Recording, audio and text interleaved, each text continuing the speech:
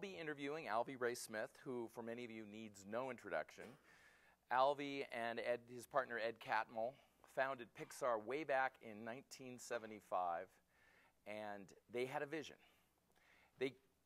What some would call associative fluency is they had connected some dots that really hadn't been connected well elsewhere, which is, gee, computers now make pictures. Movies are moving pictures. I bet it seems self-evident that we're going to see movies made from computers. And their dream started very early, and they worked like dogs for years to make that dream a reality, which culminated in their first feature-length motion picture, which was Toy Story, which many of you know. Where's Dalton? It was our first movie together. So anyway, I had a chance to meet Alvy through a mutual friend, Buzz Bruggeman, who has been very helpful in us putting the event together. And Alvy had talking about integrating creatives and engineers together in the same environment, and what a success story that was. So when he said that he was available to come speak on that topic, we jumped at it. So without any further ado, Alvy Ray Smith. Good to see you. Notice how we're both fully caffeinated. We made sure before the... So I'll try not to talk too much. And I think, Alvy, you wanted to open with a little history. So let's get the slides going. Yeah, there we go. Request in the center of the stage. Can you guys move these sides so this guy can actually see the slides? Boy, I'm not sure I've got that good a balance. Some things go away. I know what Shell's going to say to me. Steve, a little further to the left, a little further, just a little. Okay. It's magic. Okay. All right, Alvy, So I thought I'd start with the first digital image. I'm writing a book on the history of the pixel, the biography of the pixel right now. And I believe this is it. Won't say much more about it, except it was made in 1947 on the storage device that Turing's machine at Manchester used. So he was involved. I always like to start off any talk by paying tribute to Moore's Law. I think if we don't remind ourselves of this powerhouse, this dynamo that's driven everything during my whole career and is still underway, that we're making a great mistake. So the way I put Moore's Law, I don't talk about density of transistors. I do it in a more intuitive form, which says anything, and it's exactly equivalent to Moore's formulation. Everything good about computers gets better by an order of magnitude every 5 years. 10x in 5 is the way to summarize that. And this is a picture of Moore's Law with some of the important events along my path. Just to remind you that Moore's Law had to get to these places before these events could actually happen. So Gordon Moore expressed the law in 1965, and that happened to be coincidentally the year I made my very first computer graphic. Moore's Law factor 1, 1965, on the left side. And Toy Story 3 came out when Moore's Law hit 1 billion. And it really is true. I've sat down and figured this thing several different ways. Moore's Law really is 1 billion times. Computers today are really 1 billion times better by any dimension you want to measure than what I used in 1965 to make my first computer graphic. Now I'm going to zoom in on that rectangle there to give you a little more detail. Some of the high points here are Xerox PARC, and I'm so pleased that PARC is a sponsor of this, because that's where I got my start in computer graphics. Made my second computer graphic there, I guess. My first animation for sure. And then I went to a place called New York Institute of Technology, New York Tech, out on Long Island. That's where Ed Catmull and I came together and cast our lots together for the next 20 years. Culminating in, so we did Lucasfilm together, and then we did Pixar, and of course that we finally realized our dream. So we had the dream of making a movie at New York Tech in 1975. So we didn't really start Pixar in 1975, but the group now known as Pixar started in 1975, and it changed names and patrons several times along the way. The first patron was Alexander Schur, lost everything. The next two were George Lucas and Steve Jobs, who became billionaires. So, First mover advantage. first guy, well, the second mover, because Alex sure had the right idea. He came in too soon, though. He really was just there too soon. But he had the right idea. That goes back to Moore's Law. Well, look, New York Tech was at 100x. And Toy Story, we started computing at 100,000x. And it came out at 1,000,000x. So, and to put that in perspective, Toy Story 3 came out at 1,000,000,000x. And it's still rising, which means 5 years from now, let's put it 15 years from now, it'll be 1,000,000,000,000x. Gordon Moore says it's going to go there too. Himself said it. All right. So just quickly, I actually used frames from Toy Story 1 and Toy Story 2 on the same hardware to prove that indeed our movies lay right on the curve.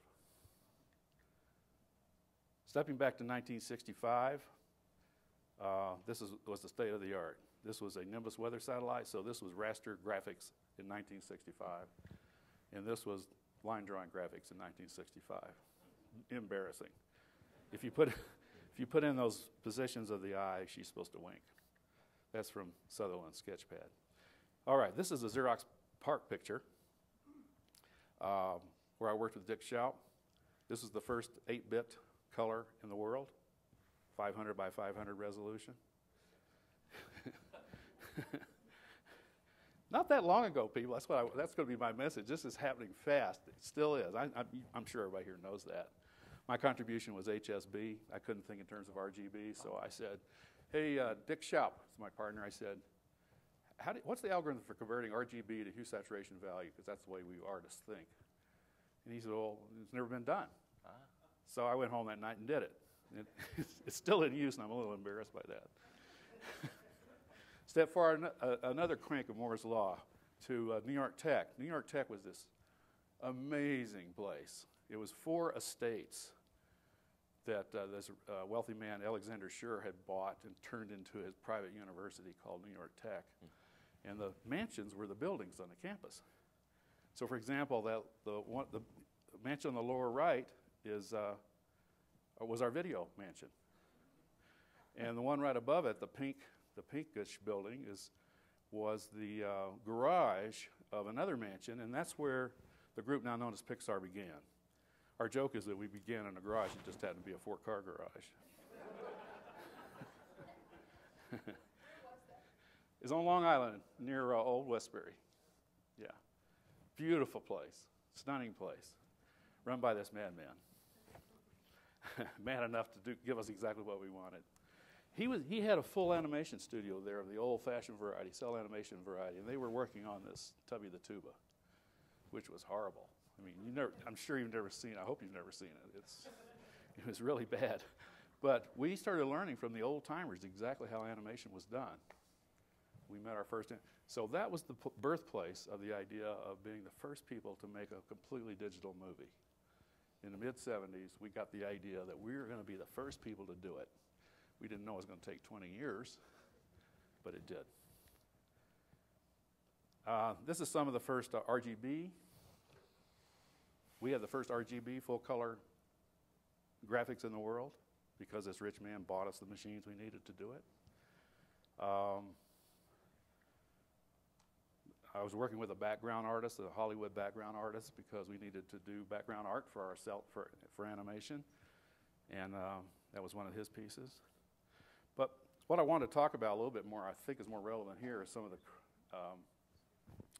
great collaborations that I had along the way that informed, I think, how Ed and I structured our company. And I want to say we didn't say, we will do the following things to make the company go. We just did them. But they were influenced, I think, by collaborations such as this. The guy on the right, I'm the guy with the black hair, by the way. And I'm working with the best collaborator of my life, Ed Emschwiller. He was an artist, a grand old man of the art world. He and I did a piece called Sunstone together that's in the collection of the Museum of Modern Art, and I'm extremely proud of it. I'm prouder of it than anything Pixar's done, to tell you the truth. he was an artist who liked technology, loved technology, and I'm a technologist who loves art. And we just had a thing going. He would say, hey, Alvy, can you push a three-dimensional man through a concrete wall? And I went, no, we will be able to do that in the future, Ed, but not now. We're lucky. I said, if you put it in 2D, I can fake it. He says, yeah. So he said, okay, if you can do that, then can you do this? And I said, well, if you change the idea a little bit this way. So I was contributing artistic ideas, but constrained by the technology, and then he was exploiting it. We just had to, and when both of us sat there and kind of shook. You could figure it out. We figured it out and did it, yeah. And that's a frame. So, leaping another Moore's Law crank 5 years ahead, this is Ed Catmull and myself, fresh at Lucasfilm. And purpose of this picture is not how pretty we are, but that lamp between us. Oh. Which is soon going to become famous. So. And I'll skip that. Ah. All right, so. There I am. At Lucasfilm, I got my first big break to direct this piece called Genesis Demo in Star Trek II. It wasn't George Lucas's movie, oddly enough. He didn't get it, what we were there for. He thought we were a bunch of techno nerds that were there to build the machines for him. And we were. We did build his machines to modernize Hollywood to the digital age. That's what we did it. But we thought we were there because he wanted to put us and our new ideas in the movies. He just never came to us. He said, we are the artists and you are the technos. And that's how it goes. So there wasn't that culture we talked about. Right. So I had to show him.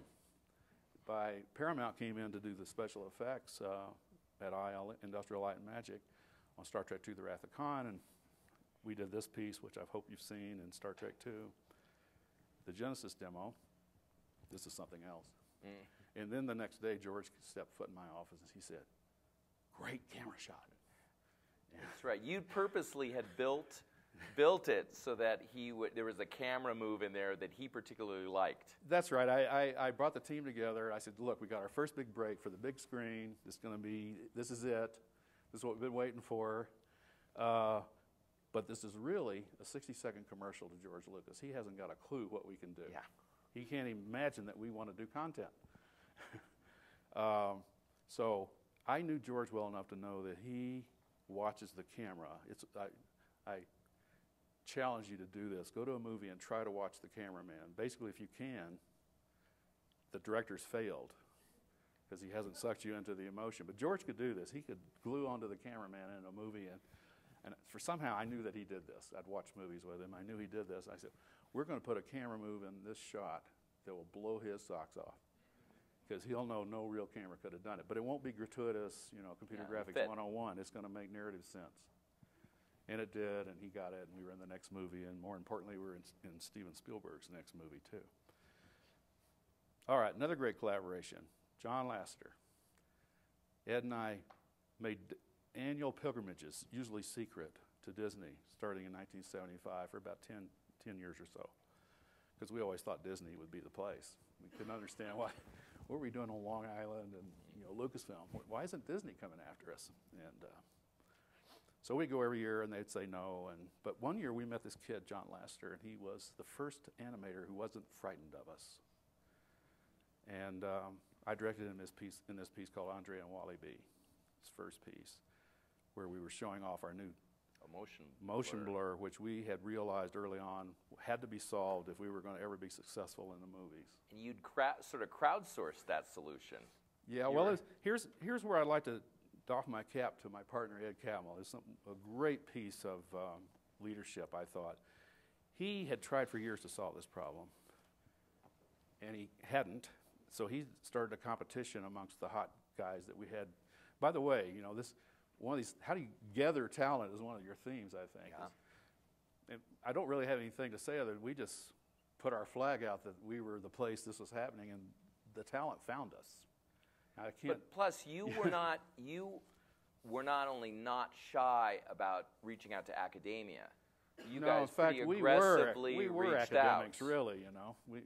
Ed and I both I got my PhD. I taught at NYU before I broke my leg skiing. And Oh, yeah, maybe I that's, should a, say that's a that great here. story. Because that was the other reason. There's a great book, by the way, Droid Maker. Yeah. If you haven't read it, I think it's available on Kindle. Droid Maker, basically the story of what you guys did, a lot of this. Yeah. And I was reading through it, and I saw that the big pivot point for you was skiing. I Yeah. was like, oh, he's got to come to Sun Valley. You broke your leg, and what happened? Well, I was in a cast for 3 months, and I was a professor at NYU at the time in academia. Yeah. And I rethought, you've heard these stories before, but I rethought my life because I didn't have anything else to do, lying in that cast for 3 months. Amazing amount of brain power is available when you don't move your body. I had a wonderful time. That's I been know it my sounds motto really- for about 6 months. And I said, Alvy, you're not doing anything about your art. You're feeding the Vietnam War machine, which was big at the time. And I resolved that when I came out of the cast, I was going to say goodbye to academia and go to California where something good would happen. And what good would happened when I got to California was Xerox PARC. I just stumbled into that through a mutual friend, and it was the genesis of everything you see here. Oh, so yeah, the motion blur, the yeah, crowdsourcing.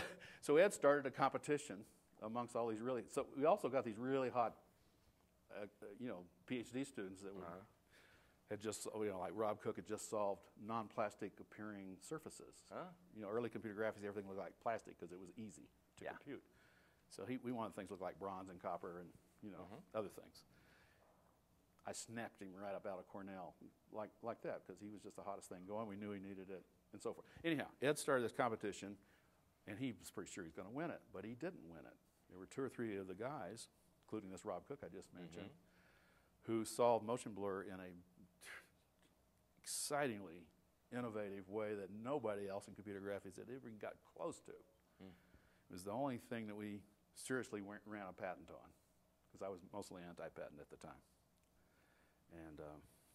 And it was you had notified Ed when Laster had become available. He had become a free agent, right? Didn't you say? No, it's the other way around. Ed was down at the Queen Mary.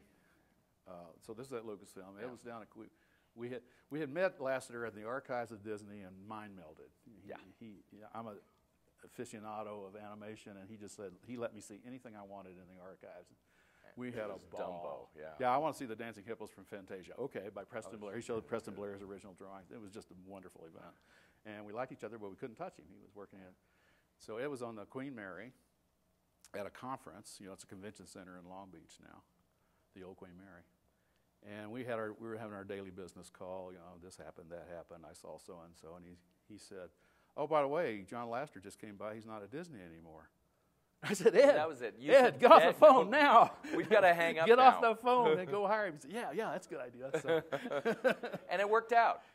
but we couldn't tell George Lucas because George thought that we couldn't do animation, that only Disney could do animation. So he got us. We got over the hump with special effects with him, but not into character animation, which is what we really wanted to do. And so we had to hire John as a user interface designer. But there was still a lot of stuff happened, even though we kind of had to fly under the radar. We almost did the first movie with this character. He's Monkey. If you grew up in the Orient, there's this famous set of tales that surround the bringing of Buddhism from India to China. And they're all centered on this character called the Monkey King, who's basically, he has godlike powers, but he's too young.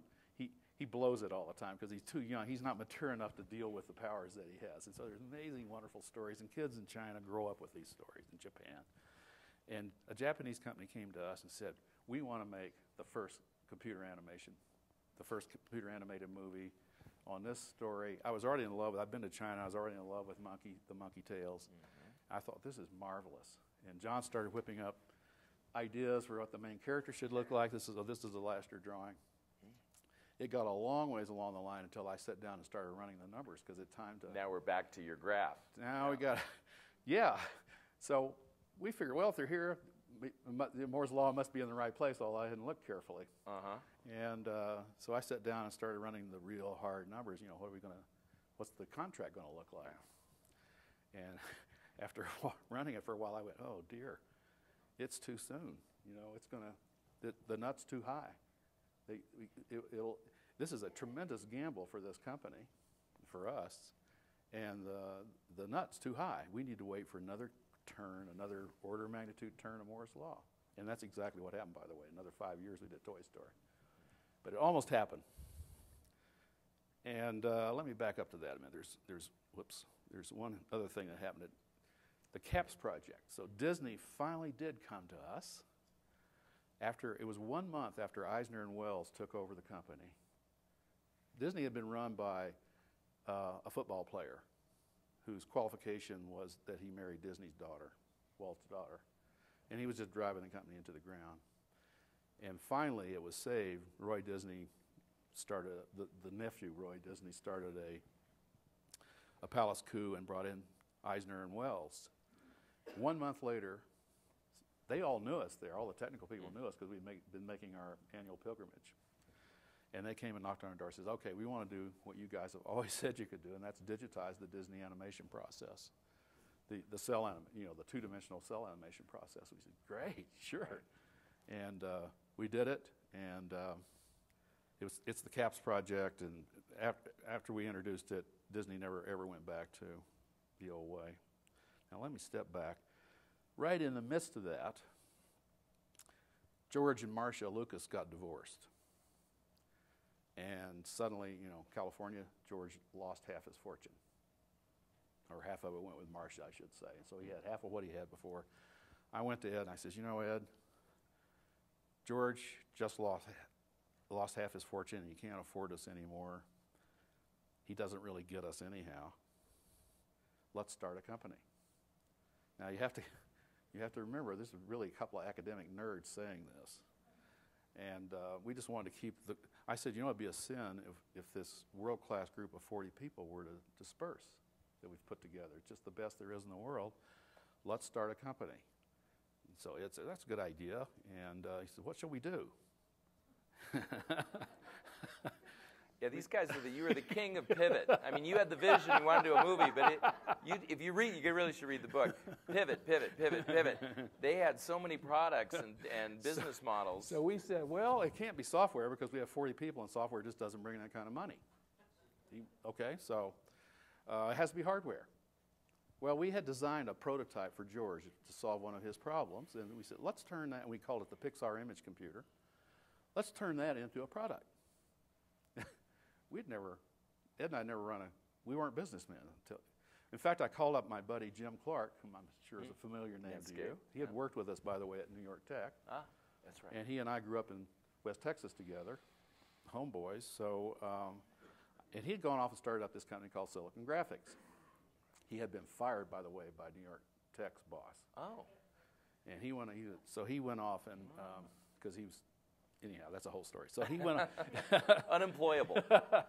He went out, he built this chip, this geometry chip, and started Silicon Graphics. And so I called him up and I said, hey Jim, what do we need to do in order to start a company? He says, oh, it's real easy. It'll take you about a year. You just got to learn how to talk the talk, and you guys are so smart, you'll figure it out. It wasn't that easy, but anyhow, so Lucasfilm loved this idea of our starting a company. It was a way to divest of us and make some money off the deal. So Ed and I went out to every venture capitalist there is in Sand Hill Road, and every one of them turned us down. But it was great practice for the two young budding businessmen to talk the talk and do the pitch, start talking P&Ls. And you had to come up with a business model. Oh, we had to talk. We had to be avaricious about money and all that stuff. So, present a real plan. But we had 40. We had 38 people we were going to bring along with us. Yeah. We had the nut was too big. We did not look like a seed startup company by anybody's model, and they just said, no, it's really interesting, but it's not our model, bye. So then we just said, okay, we'll approach a strategic partner, some large corporation that we'll partner with. And we approached about 12 to 15 different companies. one of which was General Motors, the Ross Perot part of General Motors, and it got very close to a deal. It was so close to a deal that everybody around this table, 20 people, including half attorneys around a boardroom in the 40s in Manhattan, were all shaking their heads yes, which is a done deal in the business world. It's just the attorneys write it up and you sign it and that makes it official. We were there. We would have been a part of the design part of General Motors. Yeah. Philips of the Netherlands was also in on the deal for the medical uses of our hardware. That very same day, one of these amazing coincidences, that very same day in uptown Manhattan, the GM building, Ross Perot was telling the board of directors they were a bunch of fools for having bought Hughes Tools for $5 billion or something like that. That news broke the very next morning in the Wall Street Journal, and everybody knew instantaneously that anything that had to do with Perot and General Motors was dead. Yeah. And that was us. Our deal was in there, right? So that's the point where... And the idea was, you were looking for a strategic investor or partner. You and Ed would run the business just as you had been, and this deal falls through, and then what happens? Well, then we're frantic, right? Lucasfilm is frantic. We're frantic. We got how are we going to keep everybody fed, right? You know, and how are we going to get to the movie? Well, I had met Steve Jobs at a design conference at Stanford once, and chatted once, and he came up. Alan Kay, who got me into Xerox PARC, was his chief scientist by then at Apple, and he brought Steve up to see the best graphics in the world. But nothing came of it because Steve got kicked out of Apple. But he called Ed and me down to his mansion in Woodside one day and offered to buy us and run us. And we went, no, we want to do it, but we'll take your money. Yeah. So he ran a really low-ball number by Lucasfilm, and they just laughed him away because they had Perot and General Motors in their pocket, they thought, at about 3 times the money. So, but in desperation, Ed and I did, maybe it's uncool, but we called up Steve and said, make the same offer again. We think they'll go for it because everybody's desperate. And he did, and they did. Mm-hmm. And so that's where these 3, this is the deal. These 3 books, the deal is this thick. This is my personal copy, you'll see. It's often stated that Steve bought Pixar from Lucasfilm. No, he didn't. No, he didn't. He paid $5 million for the technology, which you can think of as part of the capitalization. Yeah. And then he paid another $5 million as capitalization, so we could actually run a company. Yeah. And Ed and I were the management. The 3 of us were the board. He owned the largest percentage, of course, because he was the money. But he was busy running Next. That's right. And he was also he was very good at his own personal PR. Fabulous. The fact that, and PR for the company, but the fact was you guys were running the business, and you guys had the vision starting in '75 of let's make a movie. Yeah, but know what the business was he invested in? It wasn't the movie business. It was building a piece of hardware. The hardware. Yeah. Which is what he knew, right? Yeah. But it was sexy. No kidding. We always had the animation group with us, and we made sure that that's kept going, and it was sexy.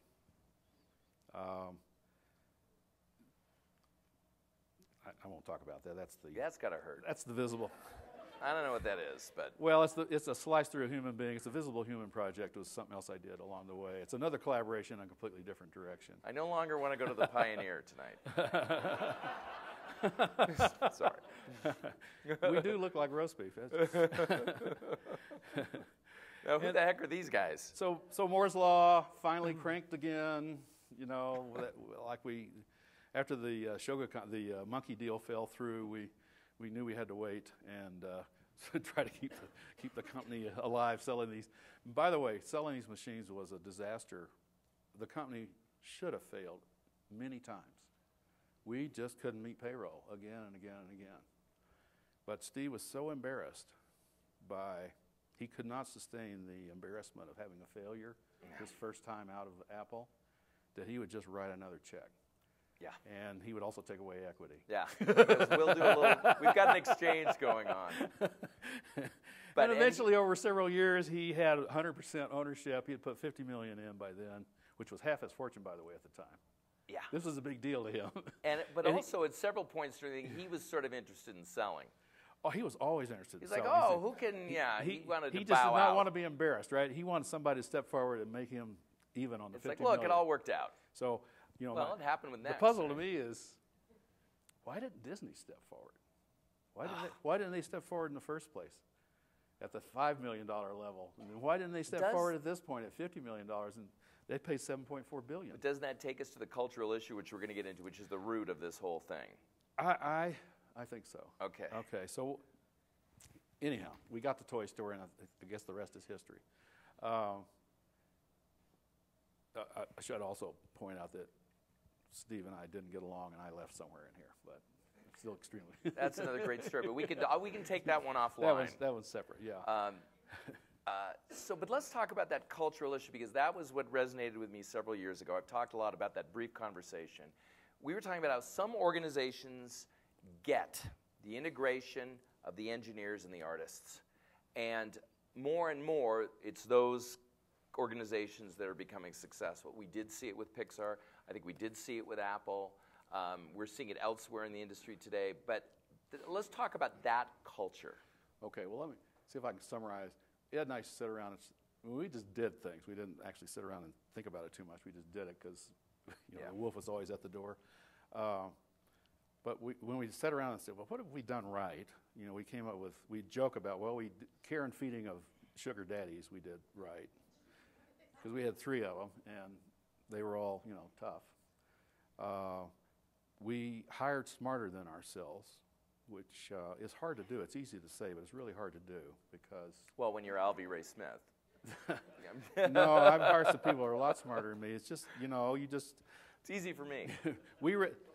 It wasn't. We didn't think about it. It was collegiate. The thing is, we didn't have the politics. We didn't have usually people don't bring in somebody more talented than them because they're politically they'll take over. Yeah. But we didn't think that way because we were a collegiate group. We all somebody had to be boss because somebody has to make a decision, but it wasn't a big deal to be the boss. In fact, it was a pain. Yeah, so it's a necessary evil. But is it partially that you guys were focused on product? I mean, you didn't really have Toy Story was off in the distance, but you knew that was going to be the product. It was product, but we also had scientific product, academic product. And this is a thing that I know a lot of Japanese businessmen have set us down and say, how do you do it? You guys keep publishing. You're giving away all your secrets. And we said, well, we have to do that to get the talent we want. Mm-hmm. They are rewarded not by money, but by fame in their world. And the way you get fame is to publish. So except for a few things that are absolutely key trade secrets for the company, we encourage publishing. So that's a product. Right. It's also a source of great talent. Okay. All right. So... Yeah, I think that's key, is understanding what's really going to motivate people. But I think the thing most relevant to this group is, or to your topic anyhow, is that we had a culture going at Pixar that I've never seen anywhere else that I'm convinced is key to our success, and that is the artistically creative people and the technically creative people. I don't divide that creatives and techniques. They're both creative. Yeah. They're both absolutely marvelous creators in their 2 worlds. They're different psychology types, but we had a mutual admiration society going between the 2 cultures because both knew that neither could succeed without the other. I've never seen it done anywhere else. Like I worked at Microsoft, and at Microsoft, if you were smart, you were a programmer. If you weren't smart enough to be a programmer, you did this art or marketing or something like that. We do see, though, within we're up in Redmond, and we do see a newfound. So in the past few years, it's clear there's been a shift there. Well, all of these things are change over time, but that's what I couldn't believe it. It's like, wait a minute, no, it's not lesser, it's different. Yeah, and graphic arts houses do the other thing around. If you're cool, you're a graphic artist. If you're not cool, then you do this technical stuff. Well, which is just as pernicious. Okay, so from a culture point of view, if somebody didn't get that, you hire somebody, and obviously you try not to hire somebody that doesn't get that.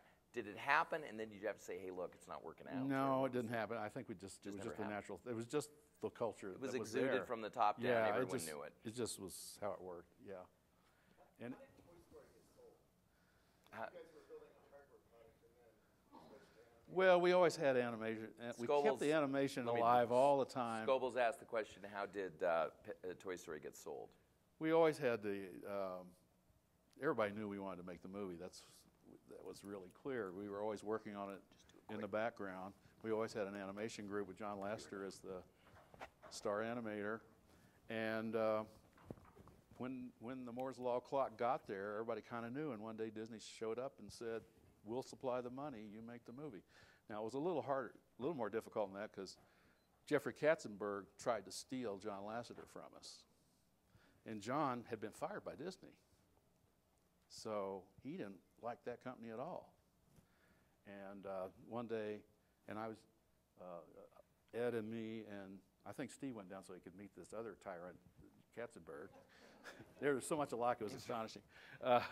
The You guys idea should was move in together. idea was that, and Katzenberg knew it, that he had to convince John that working with him, working with Disney to produce this thing was a good idea.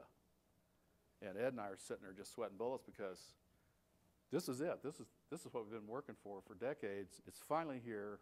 The company with the money and the marketing and the distribution know-how is knocking at the door with the money to do it. And here's our star animator refusing. So Katzenberg starts off and he says, "All right, I tried to steal John from you, I'll just tell you." And he wouldn't go. He's loyal. He wouldn't come. So I realized I have to do business with you guys to get at it. So that's what I'm going to do. So that's what happened. I think what we'll do is, since we're soon to be out of time, I'd like to take another question or two. Then I think we'll take a quick 5-minute break, let you guys stretch your legs a little, and then we'll come back with Oren. So any other questions out there? I'm sure we do. Oh, don't be shy. We can also take questions offline. What is still off in the future in Moore's Law? It's hard to, okay, let me say some things about Moore's Law. First, it's puzzling. Why? Why is there a Moore's Law? If you know you're going to get 100 times better in 10 years, why stop at the 10 times better in 5 years? Why do the in-between step? Well, if you ask the question slightly differently, it sort of becomes obvious that that's an absurd question I first asked.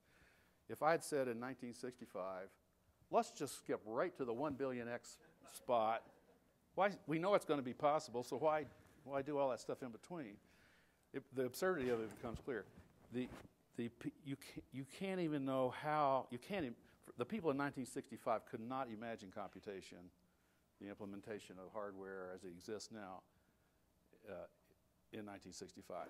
It had to be it was an incremental effort, and at each step of the increment, every doubling of the density of the transistors, the engineers could now see from this new platform how they could push out and get to the next doubling. There's no way to bypass those steps in between. So I'm sure that's one part of the Moore's Law phenomenon. Another part is that the basic there is no physical entity. There's no physical constraint. A bit is just a mark.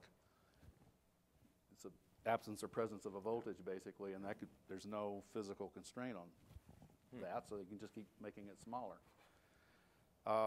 It's hard, and I like to express the law in terms of order of magnitude because order of magnitude implies a conceptual wall. You can't get past the next level order of magnitude conceptually until you get there, usually. If you can make a fortune. If you can see, so in fact, in a way, we saw around it several orders of magnitude, but because we came up with this one way, that one thing that was going to happen was the movie. And but not only can you not see beyond the next order of magnitude, so it's really hard to say what's going to be there is the answer. But you can't look back either unless you were there. If you try, I know talking to younger people, you start say, like, oh, we had slow computers and small memories, they just glass over.